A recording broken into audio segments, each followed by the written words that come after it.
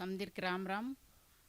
ನಾನು ಆದಿವಾಸಿ ಮಹಿಳಾನ ಮಾವರೋನು ಕಿರೇ ಇಂಜರ ವಾತೆರು ನಿಖಿತಾ ಕಮಲಾಬಾಯಿ ಇಂತೆರು సీతారాము దుక్య సీతారాము చౌదరి మాకు కిరై వాసికును మాకును మేము వాస్తు పూజలు చొకొటి సెలేము రోన్ చొకొటి సెలయింజికును వరో దేవరిని తచ్చికును తుంగు సిక్కును మహగటంగు దేవరి సాతరు మీ వరోన్ తుంగ్ తకాడికి ఇంజికును మాకును బ్లాక్ మెయిల్ కీసుకును మహగటంగు పైసంగు మాకును బ్లాక్ మెయిల్ కీసుకును మాకును పైసంగు వేసుకు పోతారు.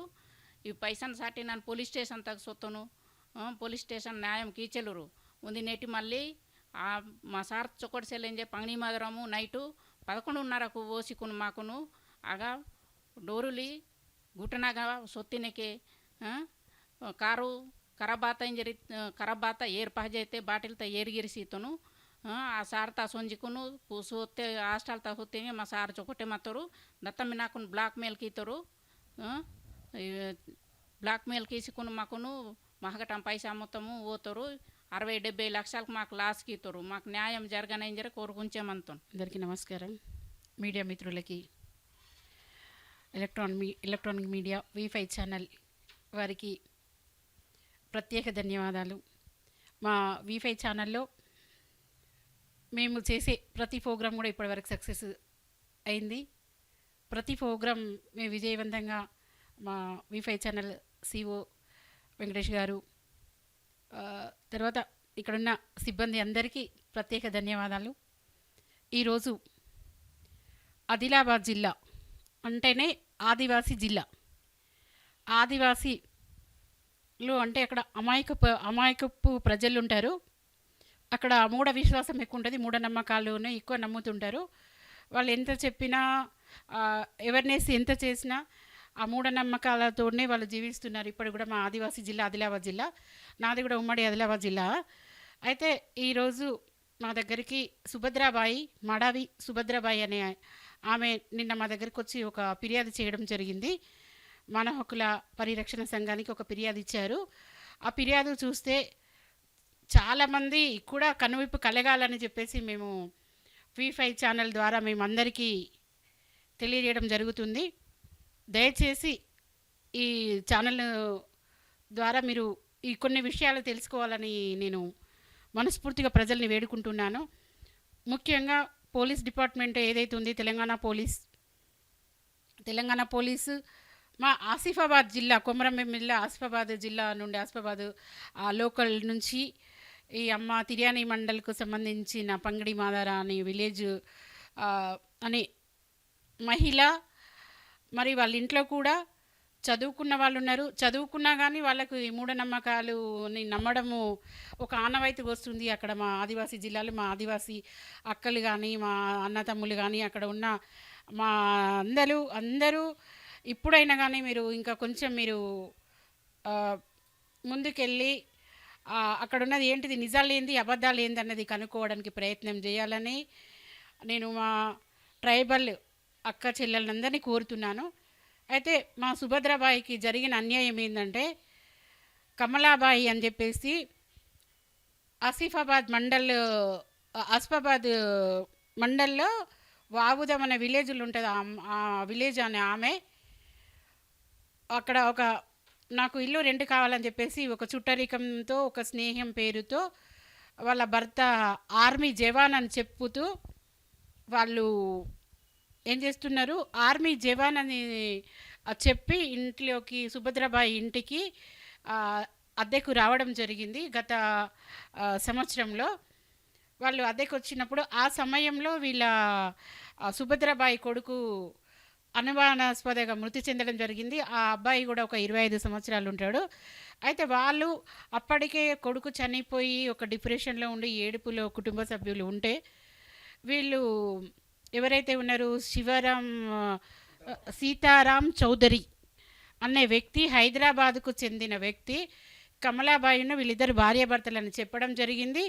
చెప్పి ఏం చేశారు, ఈ సుభద్రాబాయి ఇంటికి అద్దెకు వెళ్ళి వీళ్ళ అమాయకత్వము వీళ్ళ మూఢ విశ్వాసము ఇవన్నీ చూసి దాన్ని క్యాచ్ చేసుకొని ఏం చేశారు, వీళ్ళ తోటి వీళ్ళను ఎట్లా చేయాలి వీళ్ళ దగ్గర వీళ్ళ ఇంట్లో ఇప్పుడు చనిపోయిన ఈ బాబు అయితే ఎవరుతున్నారో ఆయనది కొన్ని ఇన్సూరెన్స్ డబ్బులు అట్లాంటి ఇట్లాంటి మళ్ళీ సారు టీచరు ఈ సుభద్రబాయి కూడా ఎక్స్ ఎంప్లాయ్ అలా కూతురు కూడా టీచర్ వీళ్ళ ఇంట్లో అందరు ఉద్యోగస్తులు ఉన్నారు అని ఇదే అదునుగా భావించి ఏదైతే ఈ క్షుద్ర పూజలు అంటారు కదా ఆ క్షుద్ర పూజలు సుభద్రబాయికి వాళ్ళ భర్తకి భయభ్రాంతులకు గురి చేసి మీ కొడుకు చనిపోవడానికి కారణం మీ ఇంట్లో ఏదో దుష్ట శక్తులు ఉన్నాయి మీ ఇల్లు వాస్తు బాగాలేదు మీరు ఈ పూజలు చేయించి మీ ఇల్లును మీరు మంచి పరిశుభ్రంగా చేసుకోండి ఆ ఇంట్లో ఉన్న పిశాచులను వీళ్ళన్నీ ఎల్లగొట్టాలి అని చెప్పేసి ఆ మూఢ విశ్వాసం ఏదైతే ఉంది వాళ్ళ బలహీనతగా తీసుకొని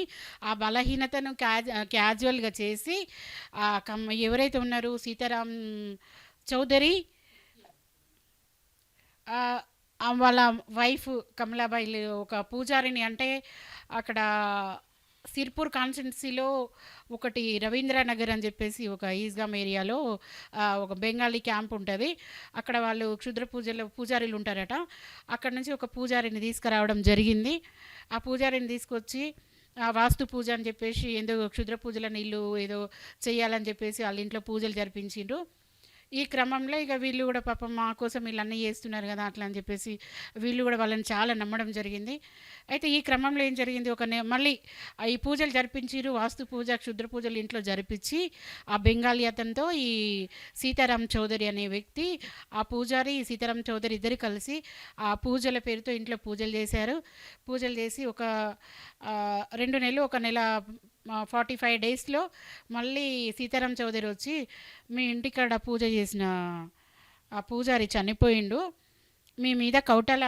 అంటే కొమరంభీం జిల్లాలో కౌటాల మండలం అని ఉంటుంది ఆ మండల పోలీస్ స్టేషన్లో మీ భార్య భర్తల మీద మీ మీద కేసు అయింది ఇప్పుడు మీరు జైలుకి వెళ్తారు మీరు గవర్నమెంట్ ఎంప్లాయీస్ మిమ్మల్ని నేను ఈ కేసు నుంచి బయట పడగొట్టాలంటే ఒక 30 లక్షల రూపాయలు అయితే అని చెప్పేసి ఆ 30 లక్షల రూపాయలు డిమాండ్ చేయడం జరిగింది వాళ్ళు మేము గవర్నమెంట్ ఉద్యోగులం ముందే అమాయకులు అందులో డిప్రెషన్లో ఉన్నవాళ్ళు అయ్యో మా ఉద్యోగం ఎక్కడ పోతుందో అసలు మా జీవితాలు అల్లకల్లోలం అయిపోతాయి అసలు ఈయన చెప్పింది మనం వినాలి ఈయన మనకి ఇంత చేస్తున్నాడు అని చెప్పేసి వాళ్ళు గుడ్డిగా నమ్మేసి ఒక 15 లక్షల రూపాయలు చెక్కు రూపంగా ఇచ్చిండ్రు 15 లక్షల రూపాయలు లిక్విడ్గా ఇచ్చారు అయితే ఆ క్రమంలో కూడా వాళ్ళు ఏం చేసిండ్రు ఇవి సరిపోవన్నట్టు మీరు మాకు బాకీ ఉన్నారు మాకు ఇంకా 12 లక్షలు ఇవ్వాలి ఆ 12 లక్షల కిందికి నాకు ఒక ఇల్లు రాసి అని చెప్పేసి భయభ్రాంతులకు గురి చేసి బెదిరించి బ్లాక్మెయిల్ చేసి ఆ ఇల్లు రాయించుకొని ఇట్లా ఈ క్రమంలో ఇట్లా జరుగుతుంది పాపం వాళ్ళు అయ్యో ఇంకా మాకు ఈయన బాగానే చేస్తున్నాడు అంటే ఒకరోజు వీళ్ళకి అనుమానం ఎట్లా వచ్చిందంటే ఆయన ఎవరైతే సుభద్రబాయి వాళ్ళ భర్త ఆయన ఇంటీరియర్ ప్లేస్లో ఆయన ఒక టీచరు ఆయన హాస్టల్ డ్యూటీ చేస్తాడు ఆశ్రమ స్కూల్లో టీచర్ తను ఆయన అక్కడ ఉండగా రాత్రి 11 గంటలకు మీ భర్తకు సీరియస్ ఉంది సుభద్రబాయి మనం అర్జెంటుగా వెళ్ళాలి అని చెప్పేసి ఒక కారు తీసుకురావడం జరిగింది కారు తీసుకొచ్చి సుభద్రబాయిను వాళ్ళ కూతురుని ఒక అంటే సుభద్రబాయి వాళ్ళ హస్బెండ్ ఒక ఇంటీరియర్ అంటే ఫారెస్ట్లో ఉంటుంది స్కూలు ఆ స్కూల్లో ఆయన అక్కడ డ్యూటీ చేస్తారు అక్కడికి పోతామని చెప్పి వీళ్ళను అర్ధరాత్రి మిడ్నైట్ 11:30కి ఆ కారులో తల్లి కూతుర్లను తీసుకుపోయిండు మధ్యలో కారు ఆపేసి అసలు వాడి ఉద్దేశం ఏంటిదో ఉండే అక్కడ కాకపోతే ఏంటంటే సుభద్ర కారు ఆగిపోయింది నీళ్లు కావాలి ఇక్కడ దొరికాయంటే నా దగ్గర బాటిల్ ఉంది పోయి అని చెప్పేసి ఆమె పోపించడం జరిగింది లేదు ఇప్పుడు ఎట్లా చేసి నేను మా హస్బెండ్ చూడాలి నువ్వు నన్ను ఇప్పుడు తీసుకొస్తాను అని అంటే అన్నగా ఏదో వాడు అటు ఇటు అయిపోయి ఏదో చేయాలనుకొని మళ్ళీ డైరెక్ట్ స్కూల్ కాడికి తీసుకుపోవడం జరిగినాక అప్పుడు అక్కడికి పోయి పిలవగానే అక్కడ వాచ్మెన్ వాళ్ళు వేసి ఇప్పుడు ఎందుకు వచ్చిండ్రు మీరు అంటే అప్పటికి రాత్రి 1:30 అవుతుంది 2 గంటల సమయం పట్టింది ఆ 1:30 రాత్రికి తన భర్తకు ఏదో సీరియస్ జరిగిందని చెప్పేసి ఆమె ఆవేదనగా ఆమె ఏదో నా భర్తకి ఏమో అయిపోయింది నా కొడుకు ఇట్లా అయిపోయింది నా భర్తకు కూడా ఏమైనా అవుతుంది అని చెప్పేసి ఆ సుభద్రబాయి ఆ స్కూల్కి పోవడం జరిగిన తర్వాత అక్కడ వాచ్మెన్ పోయి వాళ్ళ భర్తను పిలుచుకొచ్చినాక ఏమైంది అంటే నువ్వు ఎందుకు వచ్చినంటే అక్కడ ఫోన్లు పనిచేయవు అయితే ఎందుకు వచ్చిన ఫోన్ చేయొచ్చు కదా అంటే లేదు ఇతను ఈ సీతారాం చౌదరి చెప్పిండు నీకు సీరియస్ ఉంది నువ్వు ప్రాణాపాయ స్థితిలో ఉన్నావు అని చెప్తే నేను ఇట్లా వచ్చినా అని చెప్పేసి ఈమె నన్ను పట్టుకొని ఏడవడం జరిగింది తర్వాత అక్కడ లీవ్ పెట్టేసి సడన్గా వాళ్ళు భార్య భర్తలు మళ్ళీ అందరు కలిసి మళ్ళీ ఊరికొచ్చిండు, ఇంటికొచ్చిన తర్వాత వీళ్ళకి అర్థమైంది ఏంటంటే మమ్మల్ని ఇంత అర్ధరాత్రి తల్లి కూతుర్లను వాడు అడవిలోకి తీసుకెళ్ళిండు, రేపు ఇంకేదైనా జరగవచ్చు అని చెప్పేసి భయపడిపోయి స్థానిక ఆసిఫాబాద్ పోలీస్ స్టేషన్కి వెళ్ళడం జరిగి అక్కడ ఫిర్యాదు చేసినప్పుడు పోలీసు వాళ్ళ పని ఏంది, అసలు ఎందుకు తీసుకుపోయిండు, ఏమైందని చెప్పేసి పోలీసు విచారణ చేయాలి. అలాంటి విచారణ మా ఆదివాసీ ఆడబిడ్డకు విచారణ చేయకుండానే అక్కడున్న స్థానిక ఎస్హెచ్ఓ కానీ అక్కడున్న పోలీస్ సిబ్బంది ఎవరైనా కానీ అసలు ఆమెను లెక్క చేయకుండా ఈమెను ఒకసారి పిలవడం, వాడిని ఒకసారి పిలవడం, ఈ కేసును 1 సంవత్సరం నుంచి పోలీసు వాళ్ళు నిర్లక్ష్య ధోరణితో పోలీసులు చేసిన నిర్లక్ష్యంతో ఈరోజు సుభద్రాబాయి హైదరాబాద్కు ఒక్కతి బిక్కుమనుకుంటే హైదరాబాద్కు రావడం జరిగింది. అయితే ఆమె తరపు నుంచి మేము మా ఎన్జిఓ తరపు నుంచి ఒక ఆదివాసీ ఆడబిడ్డకు, ఇట్లాంటి ఆడబిడ్డలు ఎంతోమంది క్షుద్ర పూజలతో బలి అవుతున్నారు, పూజలకు బలి చేస్తున్నారు, ఇలాంటి క్షుద్ర పూజలు ఆపాలని చెప్పేసి నేను పోలీస్ డిపార్ట్మెంట్ను సవినయంగా కోరుకుంటున్నాను. ఈరోజు మేము గౌరవ డీజీపీ తెలంగాణ గారికి కూడా మేము ఫిర్యాదు చేయడం జరిగింది. సుభద్రకు న్యాయం జరిగే వరకు కూడా మా సంఘం మేము సుభద్ర ఫ్యామిలీకి మేము అండగా ఉంటామని మేము మీడియా ముఖంగా తెలియజేస్తున్నాము. రేపు 2-3 రోజుల్లో మేము గౌరవ ఎస్పీ గారు కొమరంభీం గారిని కూడా కలుస్తాము, రామగుండం సిపి గారిని కూడా కలవడానికి కూడా మేము వెళ్తున్నాము. అయ్యా పోలీసు వాళ్ళు ఆదివాసీ బిడ్డల్ని మాత్రం మీరు అమాయకంగా చూసి వీళ్ళు ఏం చెయ్యలేరు అనే దాని కిందకు వచ్చిరు. ఆసిఫాబాద్ పోలీస్ ఏదైతే ఉన్నారో ఇప్పటికైనా తప్పు దిద్దుకొని ఆమెకు జరిగిన అన్యాయం ఏంటిదో మీరు విచారణ చేపట్టి నేరస్తుని మీరు పట్టుకోవాలని చెప్పి సవినయంగా నేను ఆసిఫాబాద్ పోలీస్కి నేను రిక్వెస్ట్ చేస్తున్నాను. రేపటి రోజున సుభద్ర కుటుంబానికి ఏం జరిగినా అక్కడ బాధ్యులేది ఆ సీతారాం చౌదరి ఫ్యామిలీ అండ్ అక్కడ ఆసిఫాబాద్లో ఉన్న పోలీసులు రక్షణ కల్పించలేదు కాబట్టి అక్కడ వాళ్ళను కూడా నేను ప్రశ్నిస్తున్నాను. ఎందుకంటే ఒక వాళ్ళు అంటే వీళ్ళు వచ్చిరు ఏదో చెప్పిరు, ఆధారాలు లేవంటే ఏదన్నా ఉంటే మీరు ముందు కేసు ఎఫ్ఐఆర్ చేయండి, విచారణ అనేది మీరు షార్ట్షీట్లో ఫైల్ చేయండి. ఏ ఆడబిడ్డ వచ్చినా ప్రతి కేసును మీరు ముందు ఎఫ్ఐఆర్ చేయాలని చెప్పేసి మేము సవినయంగా నేను మీడియా ముఖంగా పోలీస్ డిపార్ట్మెంట్కి, నా పోలీస్ సోదరులకు, నా ఫ్రెండ్స్కి అందరికీ నేను ఒక్కటే చెప్తున్నాను, ముందు కేసు వచ్చిందంటే వెంటనే మీరు ఎఫ్ఐఆర్ చేయండి. వాళ్ళు ఎవరైనా సరే కోర్టులో తెలుసుకుంటారు కానీ ముందైతే మీరు ఎఫ్ఐఆర్ చేయాలని చెప్పి. ఎందుకంటే ఒక ఆదివాసీ బిడ్డ కోసం అక్కడ మొన్న గతంలో కూడా కొన్ని జరిగినాయి. ఇలాంటి సంఘటనలు మళ్ళీ పునరావృతం కాకుండా ఉండాలి అంటే ఆడవాళ్లకు న్యాయం జరగాలి. ఒక సుభద్ర లాంటి వాళ్ళ ఆడవాళ్ళు, ఇంకా చాలామంది ఆడవాళ్ళు ఉన్నారు, చాలామంది అంటే ఆదివాసీ బిడ్డలు ఉన్నారు, మైనార్టీ బిడ్డలు ఉన్నారు. ఎవరైనా ఆడబిడ్డనే. ఇండియాలో భారతదేశంలో ఆడపిల్లలకు రక్షణ లేదు.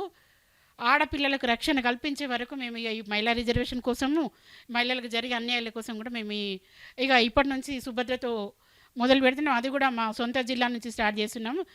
గౌరవ ఎస్పీ గారు, గౌరవ డీజీపీ గారు సుభద్రకు న్యాయం చేయాలని మేము కోరుకుంటున్నాం.